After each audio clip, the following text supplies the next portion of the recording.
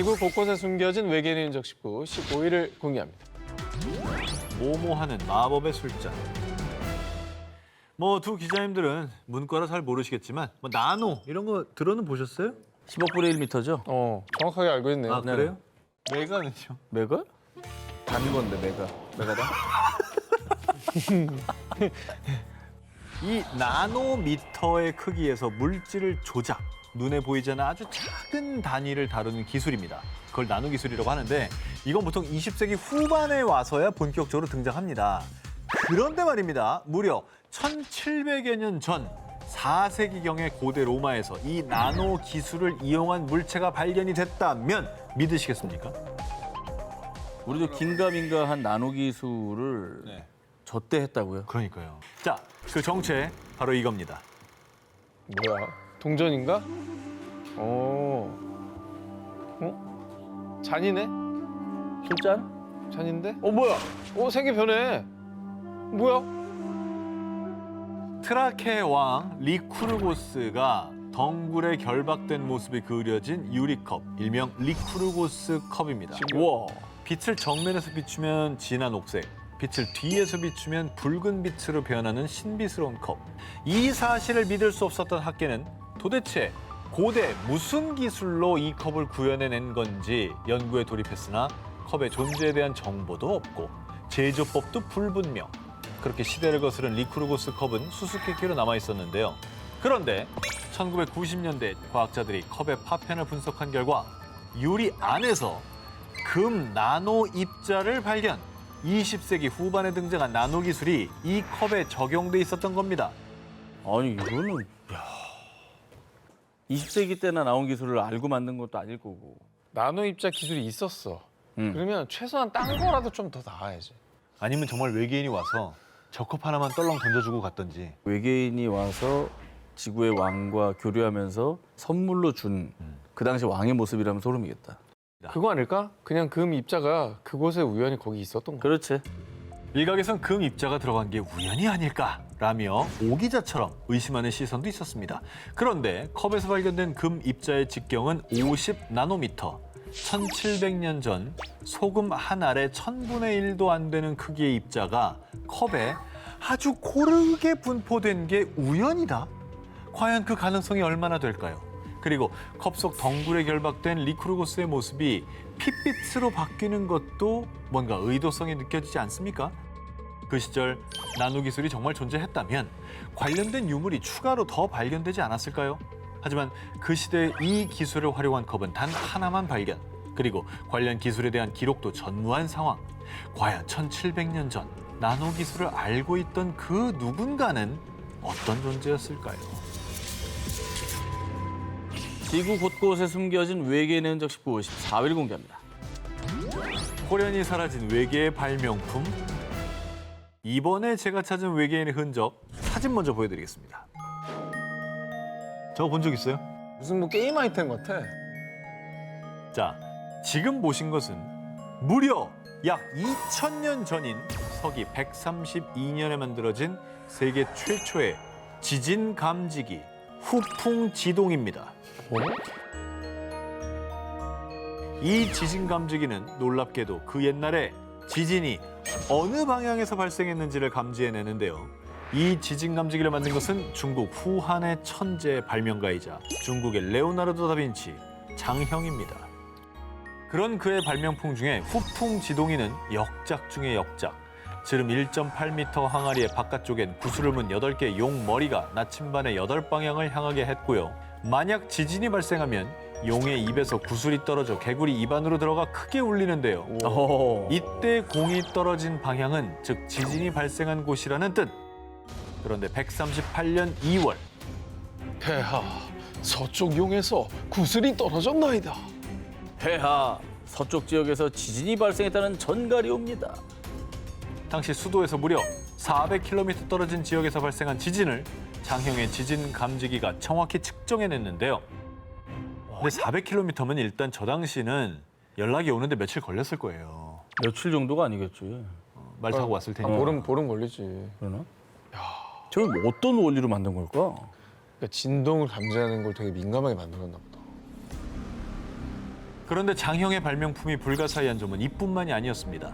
그의 다른 발명품들은 비교적 그 원리가 세세하게 전해져 오고 있는 반면 지진 감지기 많은 문헌의 생김새에 대한 묘사와 관련 기록은 있으나 있어. 정확히 어떤 원리로 그토록 정교하게 방향까지 예측할 수 있는 것인지는 남아있지 않다는 것입니다. 그리고 더욱 미스터리한 건 장형의 지진 감지기는 오로지 이 시대에만 잠시 나타났다가 139년 장형의 죽음 이후 호련히 자취를 감춰버렸는데요. 이후 19세기, 20세기 그리고 2005년 후대 학자들이 진보된 기술로 장형의 지진기를 복원했지만 문헌에 나온 만큼의 정확도를 구현해내지는 못했습니다. 그리고 이토록 독보적인 과학기술이 갑자기 등장했다가 또 갑자기 사라졌다? 혹시 누군가가 우수한 지식을 가진 외계의 존재가 자신처럼 뛰어나서 말이 잘 통하는 장형에게 자신의 지식을 전수해 준 건 아닐까요? 근데 이게 재현이 불가능하다는 게 저는 되게 신기해요. 그러니까 뭔가 기술이 발전해오면서 뭔가 전수가 됐다면 개선된 무언가를 통해 추정을 해볼 수도 있을 텐데 이거는 그의 후속모델이 아예 없다고 했잖아요. 이거야말로 진짜 외계 기술이 아닐까 생각이 드는데 진짜. 정교하게 작동되는 악기에 필적한다는 최초의 지진 감지기. 장형과 외계인은 친구였던 건 아닐까요? 지구 곳곳에 숨겨진 외계인의 흔적 19, 12위를 공개합니다. 뇌수술 모모, 잉카의 기적. 전 세계인의 버킷리스트, 마추픽추. 동물을 형상화한 지형 피사크 등 찬란한 빛을 발한 잉카 문명. 그러나 15세기에 갑자기 꽃피운 황금빛 문명은 어느 날 또 갑자기 불꽃처럼 사그라지고 말았는데요. 첨단 과학기술이 접목된 듯한 신비한 유적을 두고 외계인 건축설 등 그 정체에 대한 각종 추측이 난무하고 있죠.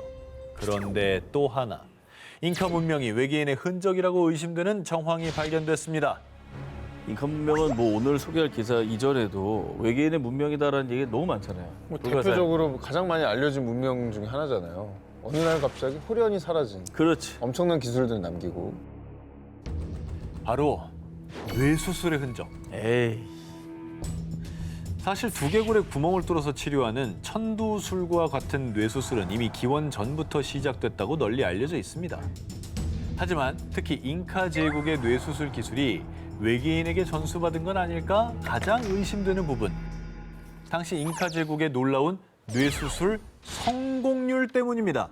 2018년 미국 마이애미 대학의 저명한 신경과 전문의 데이비드 쿠슈너 박사 연구팀은 페루 남부 해안에서 발굴된 기원전 두개골부터 1400년 초에서 1500년대 잉카 제국의 수도였던 쿠스코 지역의 고원지대에서 발굴된 뇌수술 두개골 640개를 분석했습니다. 그런데 잉카 시대 두개골 유물에서 수술 후 상처 부위에 어머. 약초를 바른 흔적을 발견. 어머! 이는 고문이나 다른 용도가 아닌 뇌를 치료하려는 목적으로 진행된 뇌수술임을 증명하는 것으로요. 오호. 수술 후 치유 흔적으로 무사히 뇌수술을 받은 생존자가 있었다는 걸 증명하는 겁니다. 그러네. 이를 토대로 시대별 두개골들의 뇌수술 성공률을 분석한 결과 잉카 제국의 뇌수술 생존율이 무려 75에서 83%로 월등했다는 겁니다. 저 당시에? 저 당시. 그런데 더 놀라운 사실은 이로부터 약 400년 뒤인 남북전쟁 때 뇌수술의 생존율은 불과 44에서 54%. 약초를 발랐다는 거지. 빨리 나으라고. 빨리 나으라고. 회복하라고. 뇌 수술을 성공시킨 확률이 너무 말이 안 된다는 거지. 쿠슈너 박사 연구팀에 따르면 이전보다 정교해지고 첨단화된 수술 기술로 경막의 손상 없이 뇌수술이 진행된 흔적을 발견했다고 하는데요. 여러분 생각해 보십시오. 당시에 뭐 살균 시설, 마취 기술, 정교한 수술 도구 이런 거 다 없습니다. 이런 상황에서 거의 80%의 성공률을 보였다는 건 정말 기적과도 같은 일 아니겠습니까? 살균 기술도 어떻게 보면 외계 수준을 뛰어넘은 거야. 뛰어넘은 거죠. 저때 그런 게 어디 있었어. 항생제 없는데 옛날에 그래가지고 다 죽었잖아. 다 죽었죠. 전쟁만 나면. 그 당시 행해졌다고는 믿을 수 없는 잉카의 의학 기술. 어쩌면 미래에서 온 외계인들이 전파해준 기술은 아니었을까요? 지구 곳곳에 숨겨진 외계인의 흔적 19, 11일 공개합니다. 자, 이게 뭘로 보이십니까? 일단 바퀴? 뭔가 돌릴 것 같긴 해. 어. 팽이 같이. 그다음에 뭐 이렇게 장난감 프로펠러도 좀 저렇게 생겼거든요. 장난감 헬기에 달린. 자, 이것은 세상에 하나밖에 없는 것으로요. 그 용도가 아직도 미스터리해서 정말 이제 하늘에서 뚝 떨어진 것이 아닐까 하는 의심까지 드는 물건입니다. 일명 사부의 원반. 1936년 영국의 이집트 학자 월터 브라이언 에머리가 고대 이집트의 사카라 유적지에서 사부 왕자의 무덤을 발굴하다가 발견했습니다. 지름 약 61cm, 높이 약 10cm. 삼면에는 매우 얇고 구부러지게 조각된 특이한 돌출부가 있습니다. 그러니까 저게 특이해. 그런데 이 사부의 원반은 흔히 편암이라고 불리는 암석으로 제조됐는데 문제는 이 편암이 매우 깨지기 쉬운 성질로 조각하기 어려운 암석으로 손꼽힌다는 겁니다. 사부 왕자 무덤의 추정 시기는 기원전 약 3000년경. 와. 당시 기술로는 절대 불가능했을 아주 세밀한 조각 기술 때문에요. 이 사부의 원반은 당시 이집트 왕조 시대와는 어울리지 않는 유물, 즉 오파츠로 분류되고 있습니다. UFO에서 떨어진 부속품이네. 거의 그렇게 생각되는 누가 거예요. 만들었어요 UFO를? 그럼요. 돌로? 돌 UFO 되게 유명해요. 아, 유물이요? 돌 UFO. 착륙이 안정적이니까. 아직까지는 풀리지 않은 수수께끼가 바로 이 원반의 용도인데요. 발견 직후 몇몇 학자들은 이를 꽃병이다, 뭐 향로다, 아니에요. 아니 뭐 단순한 장식용품이다, 혹은 뭐 의식용 물품이다 이렇게 추측했지만 확실한 증거는 없었고요. 수많은 학자가 연구를 거듭했지만 술을 제조할 때 곡물과 뜨거운 물을 고르게 섞고 으깨기 위한 갈퀴의 하나였을 겁니다. 글쎄요. 제가 보기에는 외계인과 소통하던 이집트인들이 비행 접시를 본뜬 모형 같은데요. 이게 일리 있다. 아 만나서. 그럴 수도 있죠. 딱 보자마자 야, 너 그거 봤어? 이러면서 그걸 만든 거야. 어. 후세에 알리려고 이런 게 왔다고. 그리고 그렇게 맞지. 신기한 걸 봤다면 공들여 만들만 하죠. 그렇지. 네. 근데 말이야 그 기원전 3000년이면 저런 거 만들 기술이 있었을까? 왜 없죠? 없습니다. 기술은 없어? 없었다고 저렇게 보는 거죠. 정교하게 말이야. 그게 제일 신기한 점이긴 해요, 그러니까. 사실. 야, 설명하기에 그것밖에 이제 생각이 안 나는 거지 뭐. 근데 가장 오래된 형태 UFO 아닌가요, 저게?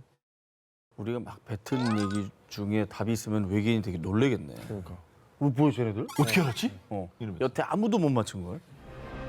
어느 날 하늘에서 뚝 떨어진 듯 여전히 그 용도를 알 수 없는 유일무이한 사부의 원반.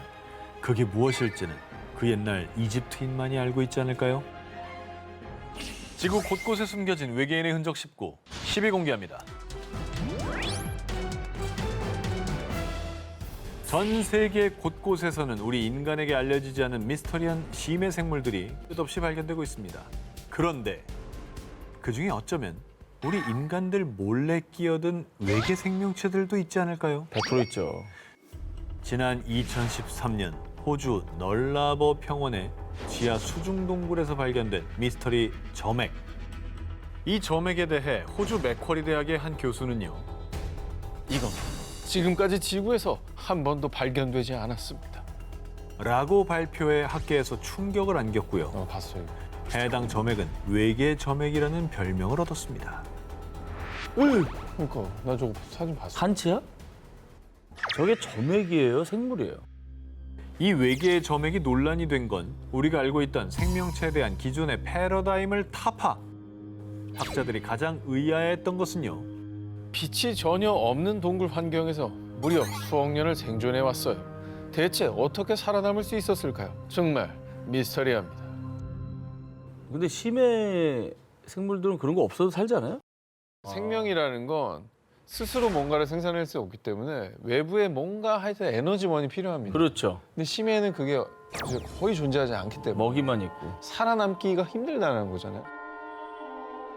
이 외계 점액은 지금까지 지구에서 단 한 번도 발견된 적 없는 새로운 미생물 조직으로 후에 커튼이라는 이름을 얻었고요. 학자들의 추가 연구 결과 이는 타움 고세균이라 부르는 고세균에서 파생된 것으로 추측. 하지만 이 미스터리한 외계 점액에 대해서 누리꾼들은 아니 빛이 차단된 환경에서 어떻게 저렇게 꾸역꾸역 살아남은 거야? 수억 년이면 바퀴벌레도 지쳐서 멸종됐을 듯. 한 번 만져보고 싶다. 그동안 단 한 번도 발견되지 않았다니 혹시 진짜 외계인의 비밀 물질 같은 거 아니야? 라는 등 많은 호기심을 드러냈습니다. 빛이 아예 안 들어오는 데서 이렇게 생명력을 이어가고 있다는 게 참 신기하긴 하네. 그렇죠. 뭘 먹고 사는지도 궁금하고. 그러니까 저런 어떤 생명체를 연구하다 보면 우리가 외계 생명체의 또 다른 특성을 발견하는데 도움을 받을 수도 있을 것 같다는 생각이 드네요. 지구 생명체에 대한 기본 패러다임을 깨고 빛 한 점 없는 수중 동굴에서 수억 년을 생존하다 발견된 미확인 미생물. 이는 외계 점액이라는 그 별칭처럼 정말 외계인의 흔적이었을까요? 지구 곳곳에 숨겨진 외계인 흔적 19, 3위를 공개합니다. 모모 시점으로 만들어진 피라미드. 세계 7대 불가사의 중 하나이자 세계에서 손꼽히는 고대 유적, 이집트의 피라미드. 당시 기술로는 설명이 불가할 정도로 정밀하게 설계돼 있어 외계인 건축설, 외계인 감독설 등의 의혹이 끊이지 않는 대표적인 미스터리 건축물입니다. 오늘 같은 날 이집트 피라미드를 갖고 온 건 너무 뻔한 거 아닙니까? 왜 3위겠습니까? 피라미드 가지고 3위를 할까요? 그러니까 놀랍긴 한데 이제는 너무 알려졌다. 피라미드는.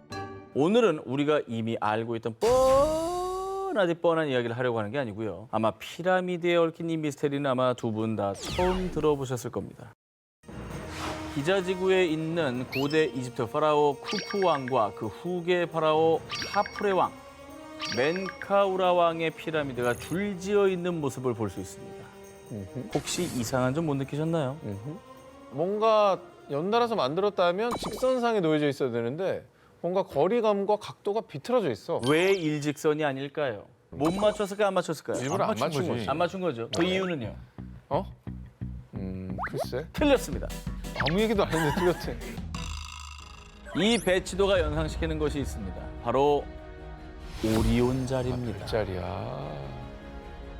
마치 우주의 별자리를 땅 위에 구현한 듯 오리온의 허리띠를 이루는 세 개 별과 세 개 피라미드의 배열이 똑같이 느껴지지 않으시나요? 지금으로부터 약 5,000년 전 고층 건물 하나 없던 그 시절 마치 하늘에서 내려다본 외계 시점에서 만든 것 마냥 별자리 모양을 구현 피라미드가 지어진 것입니다. 야, 그러니까 이 지금 설계와 배치를 외계인이 했다 이런 거죠? 그러면 오리온 자리에서 온 외계인들이 저렇게 만들었구나. 야, 우리 고향 생각하면서 여기다 하나 그렇지. 해놓자. 고대 이집트에서 오리온 자리의 별들이 풍요와 고대 이집트의 부활의 신 오시리스를 상징했기에 이 가설은 오랫동안 그럴듯하게 받아들여졌는데요. 하지만 천문학이 발전하면서 해당 가설도 반박당하기 시작했습니다. 피라미드가 지어질 당시 별들의 사이의 각도는 약 47도에서 50도 정도의 각이었던 것에 반해 피라미드 사이의 각도는 약 38도. 천체의 움직임을 알고 건설했다고는 받아들이기 어렵다는 것입니다. 오차가 있었구나. 좀 틀리네. 하지만 고대 이집트 시절 이 정도의 오차는 발생할 수 있는 거 아닙니까? 만약에 UFO가 와서 만들었다면 그걸 그렇게 만들 정도인데 저걸 틀리겠다고? 그렇지 않겠 근데 설계, 감리 외계인이 했어. 시공을 사람이 하고. 정답인 거예요. 외계인이 다 제대로 설계도를 짜놨는데 시공을 사람이 하니까. 죄송합니다만 무시합니까? 저는 이 정도라면 이유를 딴 데서 다시 찾아야 된다고 봅니다. 어허. 피라미드는 아직도 풀리지 않는 너무나도 많은 수수께끼를 품고 있습니다. 과연 그 배후에 정말 외계인이 존재하는 걸까요?